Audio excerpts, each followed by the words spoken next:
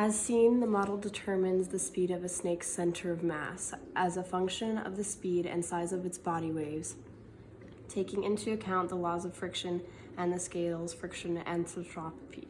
The model suggests that a snake's motion arises by the interaction of surface friction and its internal body forces. This explained means snake scale make it easier for the snake to move forward rather than roll because of the preferred method of motion.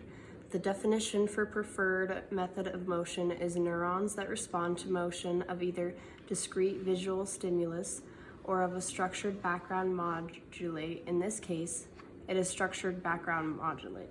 The strength of their response as a function of the direction of motion, the angle corresponding to the peak of the curve defines the preferred direction of the neuron. So because the peak of the curve is forward facing, that is the way the snake moves. With the bonding of the scales, creating friction, moving one object, or in this case, scale against the other, and acting in the opposite direction, the effect starts to trickle down the snake and it begins to move. Moving with a redistribution of weight and the friction which the scales create, the snakes are able to live a long life. They have to be able to roam in many different types of terrain, surviving in the wild of rocks, deserts, and jungles. They can freely move about all of these places, hunting for food with their quick movements and protective instincts to strike against predators.